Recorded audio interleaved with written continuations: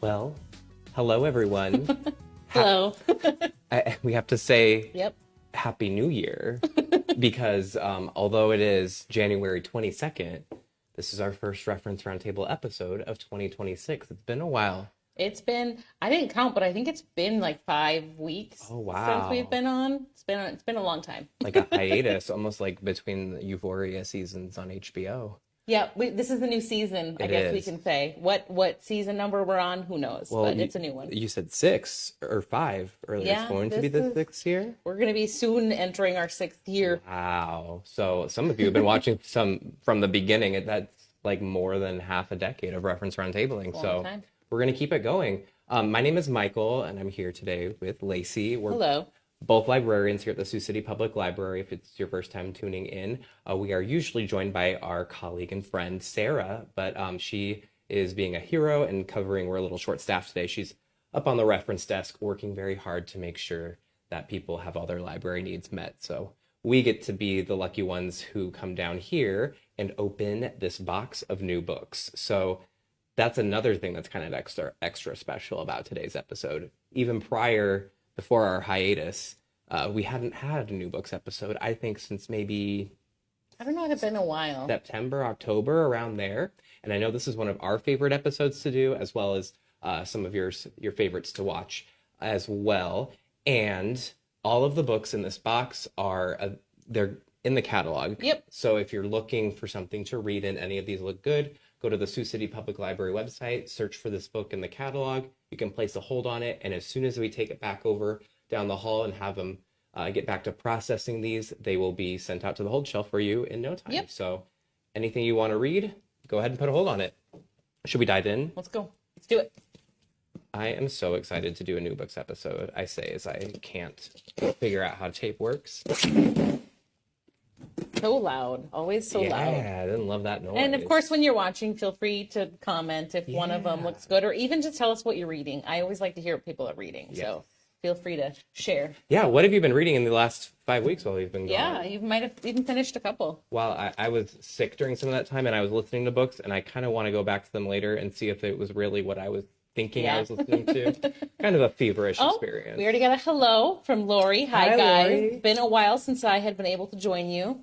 Good Well, to, it's been a while since we've been able to be on, so we're glad you're back with us. I would say good to see you. I don't know if the intent counts. is the same. It It counts. Good to know you're watching. I'm just going to start at the top, I guess. Yep.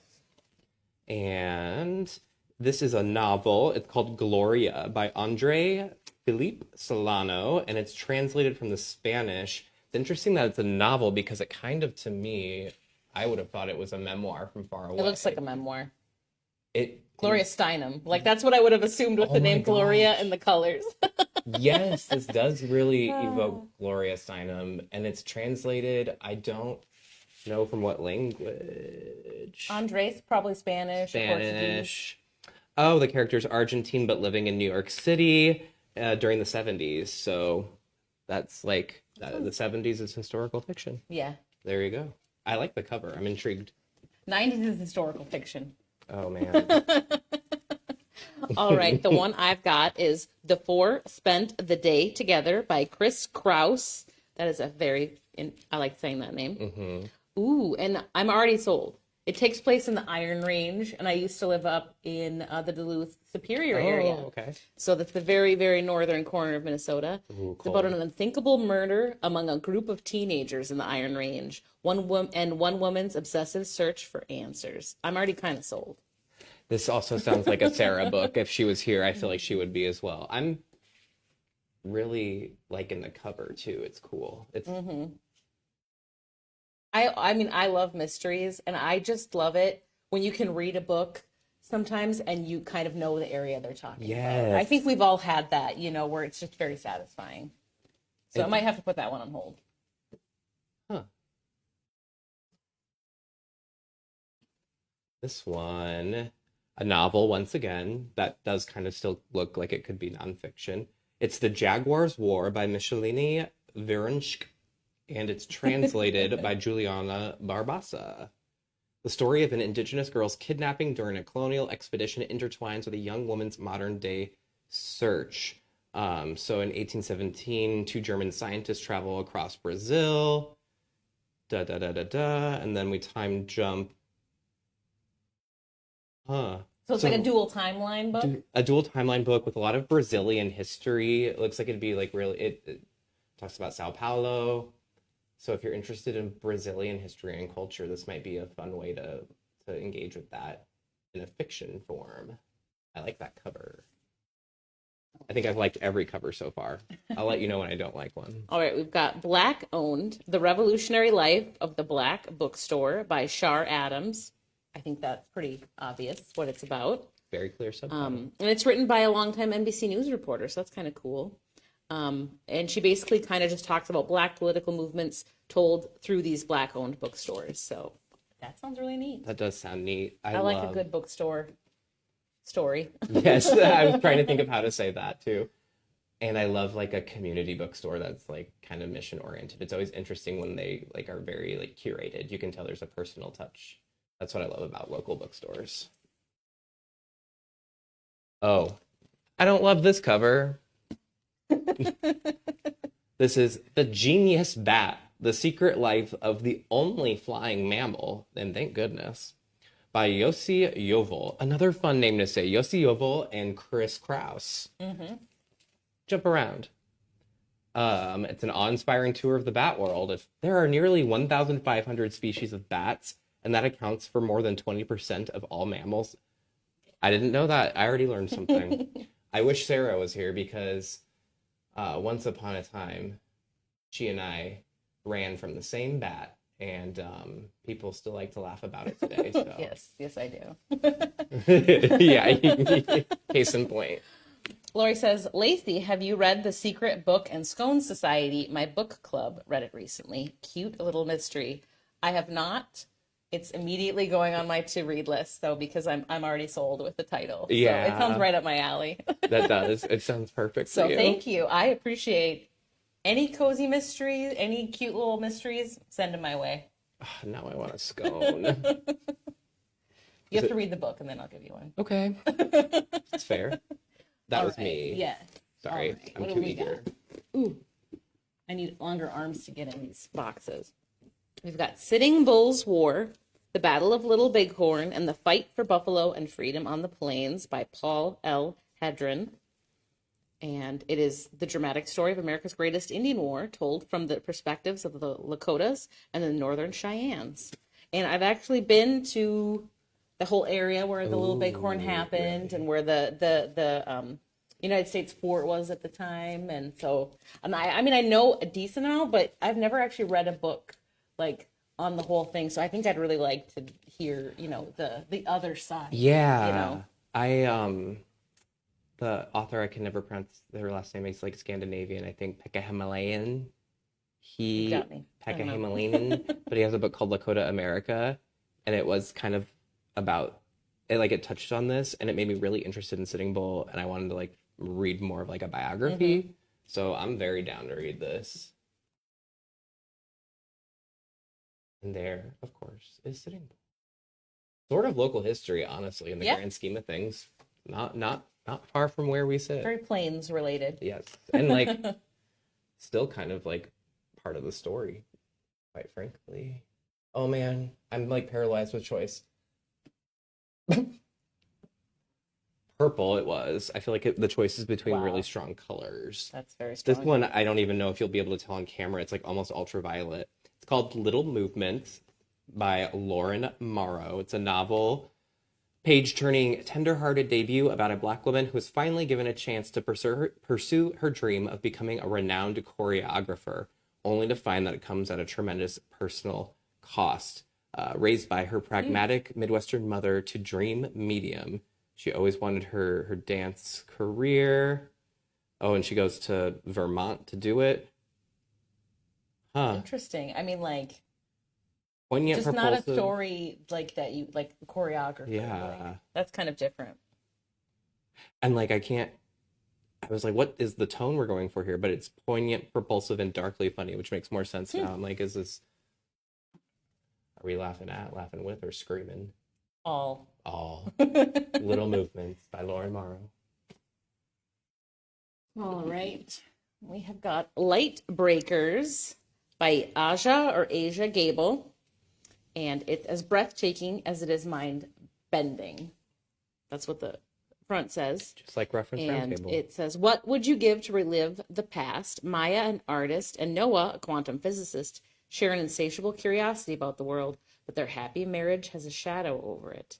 Serena, the child Noah had with his first wife, who died before she turned 4. Ooh, so it sounds kind of sad. Ooh. It plumbs the mysteries of human connection and explores how to love in a world where time is both a healer and a thief. So it sounds kind of not like dark, but like a little like sad and a little Anxiety inducing. yeah. This makes me anxious about my Kind of own. an interesting cover though. The cover doesn't like, I don't know, it doesn't give you sad vibes either Right? though. And light is in the title, like breakers. But I guess maybe they're breaking the light. I don't know. I feel like this would make me have like a little mini crisis about my own mortality, and I'd have to like really reckon with the Well, then you fact. need to read one of those cozy mysteries. Yeah, take the scones. I'll take the scones. All right. We can move it maybe a little Oh, yeah. closer since we're getting. What is this?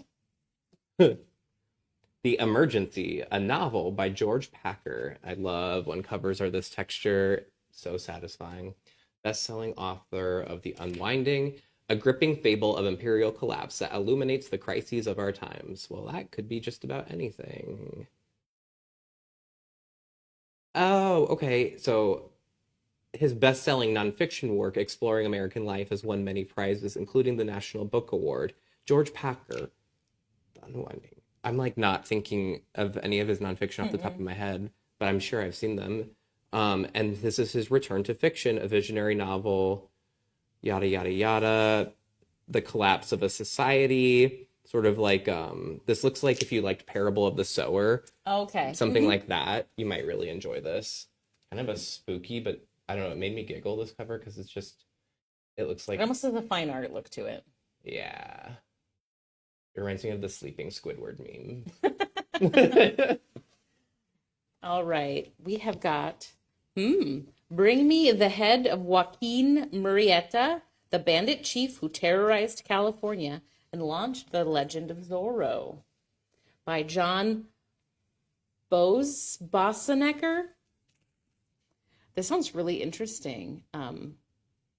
This historian apparently he was seen on a Netflix show called Wyatt Earp and the Cowboy War, so he must be kind of known for talking about American history like that. He brings the authoritative account of one of the most notorious outlaws of the West. That sounds really interesting. It does. The bandit who became Zorro, I guess, in the legend kind of thing. That sounds really interesting. I did not know Zorro was based on a true story or based on a real person. Just like the cover and the title, I was like, oh, that sounds really intriguing. It does. That's a great title.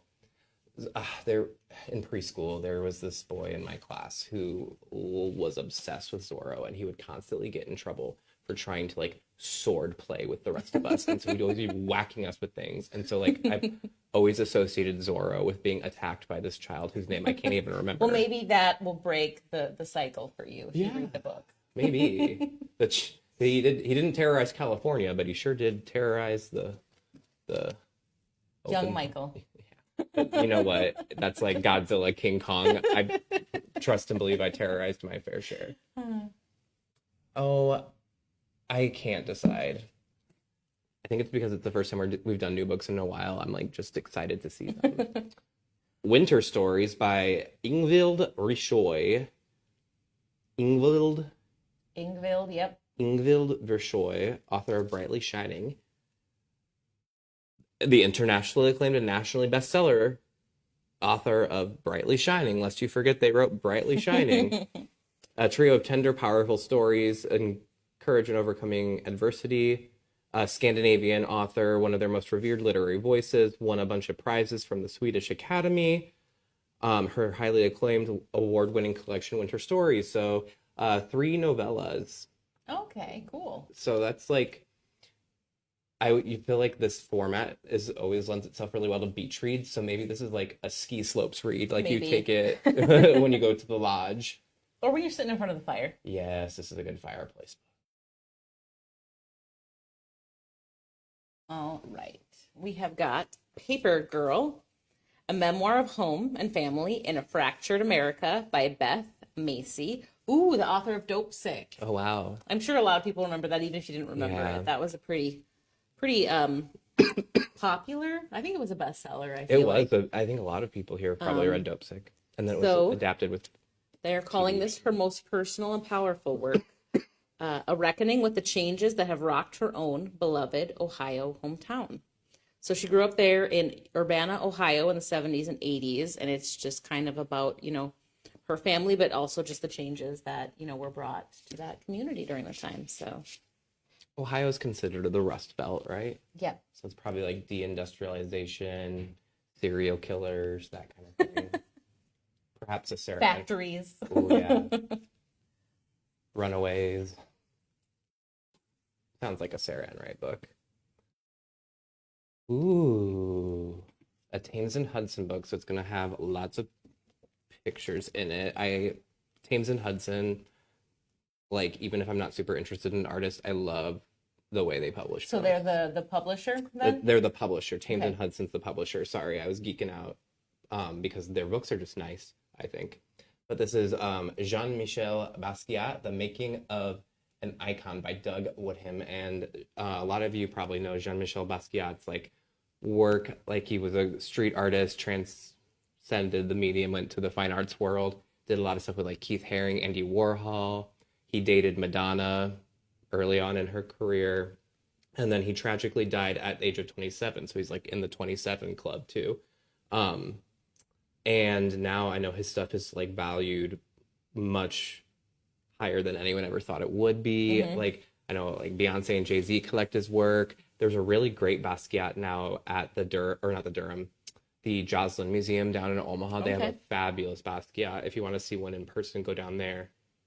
This is the first biography in over 25 years, which is kind of wild to think because I think in those last 25 years, his images have started showing up on like t-shirts, mugs. I think of him almost like Frida Kahlo, where like they're a brand now. Yeah. Oh, yeah, for sure. I want to read this. And that is Jean-Michel Basquiat, The Making of an Icon by Doug Woodham.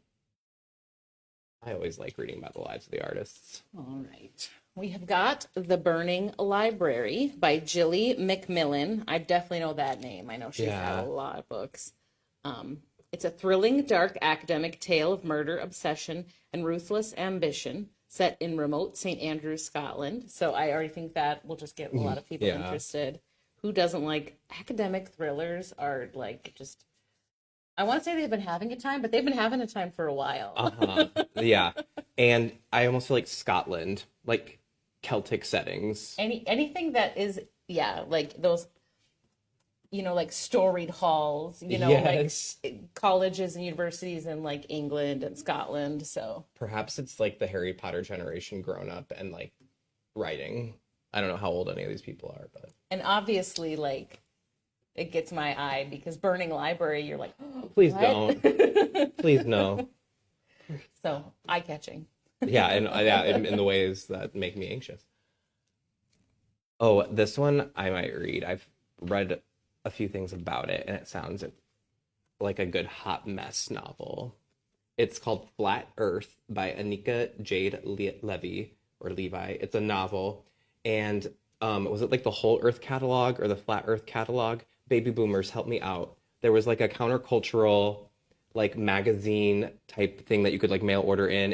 I've seen it here. It's come through I think I know what you're donations. talking about. I feel like it was Whole Earth, but Whole I'm not. Earth catalog. I'm not confident in that. Anyway, the cover design is like a clear riff off of that. It's like pretty much that cover. So I'm like, why is that being referenced here? That intrigues me, number one. Such a direct reference. And then it's about like two young women who are both like in New York. They both went to school together and were friends, but one comes from wealth, the other doesn't. And so it's like kind of comparing their post-grad life.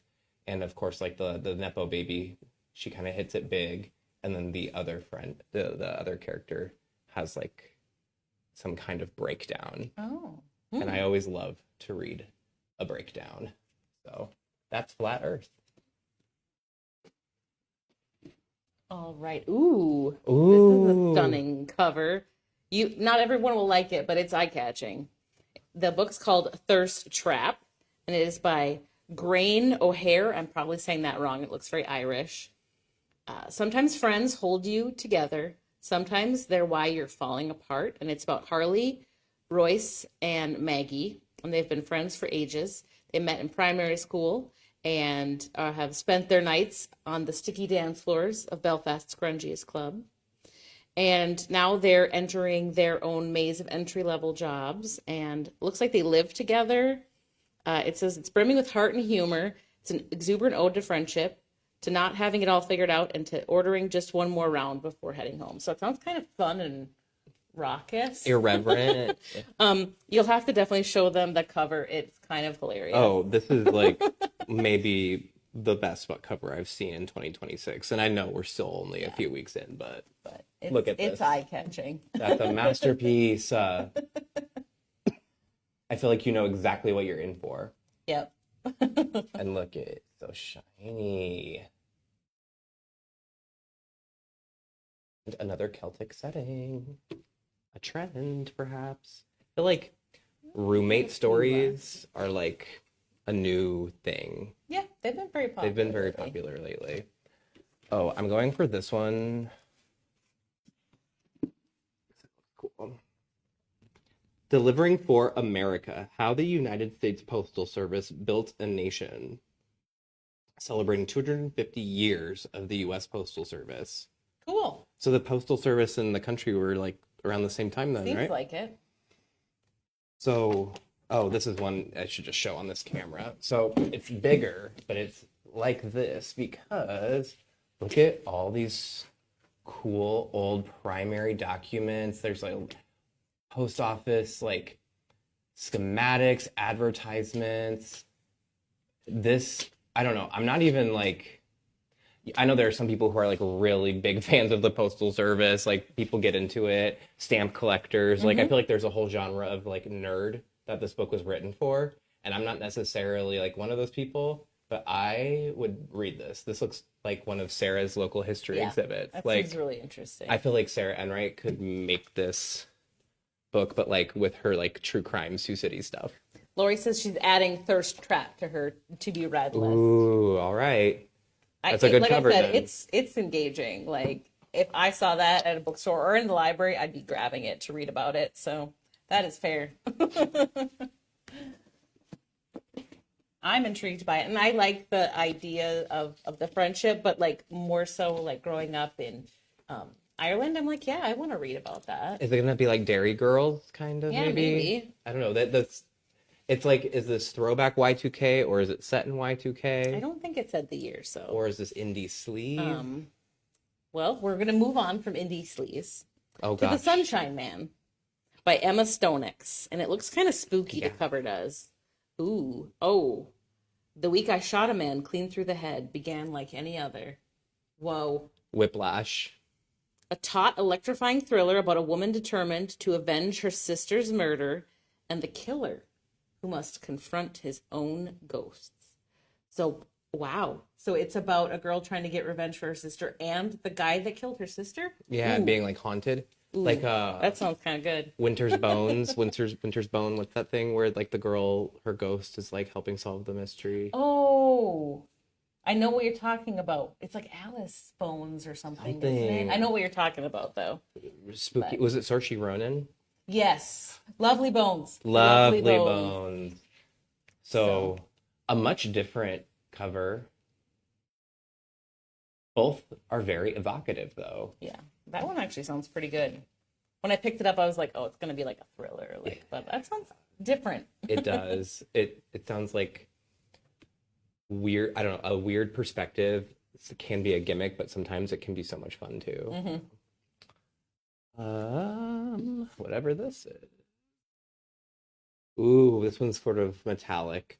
It is the silk, fittingly so, It's The Silver Book, a novel by Olivia Lang, author of The Lonely City. In September 1974 is when it's set. Two men meet in Venice. One's a young English artist in a panicked flight from London. The other is Danilo Donati, the magician of Italian cinema. Oh, I thought it might be the other Danilo Donati, the designer responsible for realizing the spectacular visions of Fellini and Pasolini. So it looks like it. Oh, so he's there to produce sketches for a new Fellini movie. So if you don't know, like Federico Fellini, right, is a really famous Italian director. You've probably seen references to his movies, at least if you've never seen his movies. Yep. I actually like really love a good Fellini flick. They hold up. And so this is going to be like historical fiction set in that world of Italian cinema during the golden era. Another 70s book. In the 70s. Or 70s wouldn't really be the golden era of that. That's intriguing. Why is it do you think, because Pasolini was assassinated, right? I don't remember. Oh, man. Well, I'm like very intrigued now. So you'll have to read it. I love historical fiction that like has cameos from real life people in it. Oh, I get a kick out of that. All right. Here, sorry, it's like being really mean to you. We have got Comedy Nerd by Judd Apatow. And if that name's not familiar to you, his work probably is. He did a ton of those goofy, like, I don't even know what to call them, like early 2000s movies. Like, I'm trying to think. Almost like National Lampoon. Didn't he do like 40-Year-Old Virgin? Wasn't that one? Yeah, Knocked Up. It is a huge book. Of course, I'll show you, but it's like Bridesmaids. It weighs like 5 pounds at least. So I think it's just kind of all about him. I don't know that it's necessarily like a straight up memoir. It's a lot of photos. And I think it's more about his kind of his work and just things he's kind of done in the world of famous people, if that makes sense. They've got him on like the picture of him on the cover of the New York Times Magazine and Complex. So, I mean, it's got a lot of like clippings and things. Yeah. So. And why do these clippings from like 2007 look so ancient? That's a hefty book. It is. I also feel like this is like a great gift for somebody's dad for Father's Day out there. Like, I don't know. This seems like a great gift for somebody. It would be a lot of fun to flip through. Because look at the back. Here's some of the movies and stuff you might know him for.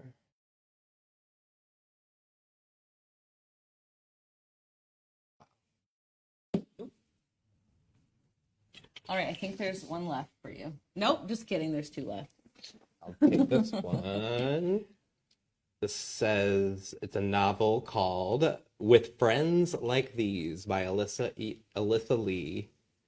A group of Harvard alums, once again, that kind of like... More academia. Is it dark? Oh man, dark and glossy.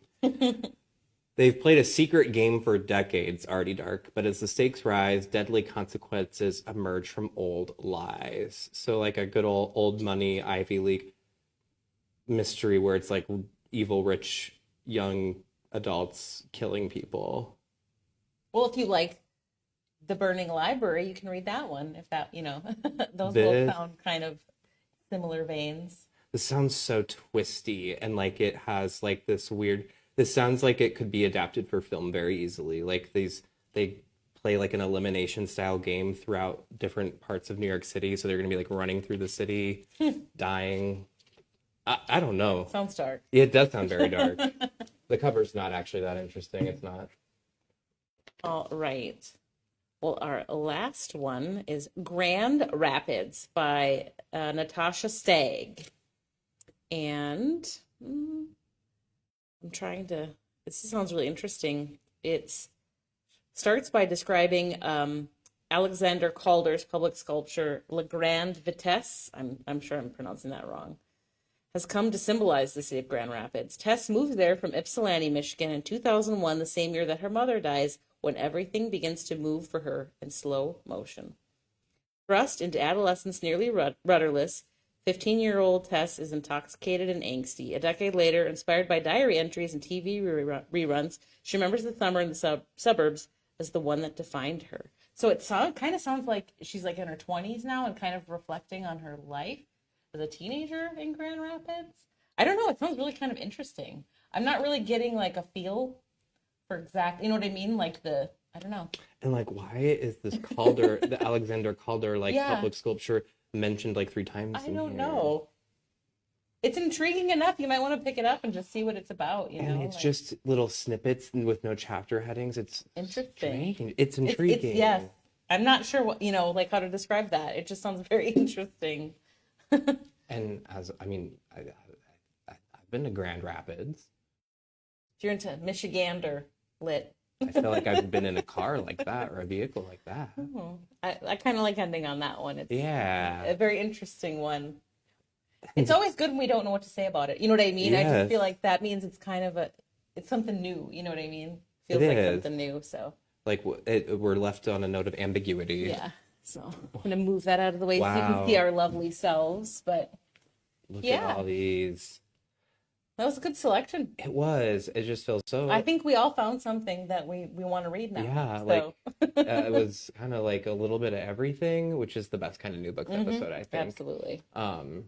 I always have a million new ideas after we look at these, and hopefully you all do as well. So, like we said at the top of the episode, all these books are in the library's catalog now.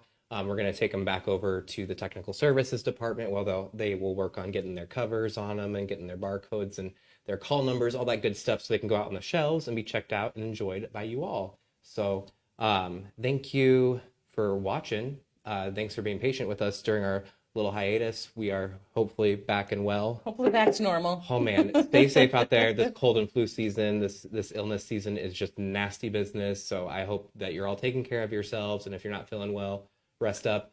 Hopefully you have something good to read, keep you company. Larry says, that was fun. Stay warm. Good. You do the same. Yes, you do the same. Yeah, sounds like it's going to be some great weather for staying inside and reading a book. Stay home and read this weekend. Please do. And if you need something to read, we got your back covered. We'll be back next week. We can say that pretty confidently. Yep. No idea what the episode will be, but as you know, it will be library or book related in some kind of way. We'll have something cooked up for you. Dogma says thanks. So thanks for watching, Dogma. Yeah, thanks for watching. Thank you all. It's great to be back for another year of Reference Roundtable. So we'll see you next week at the same time, same place. See ya. Bye.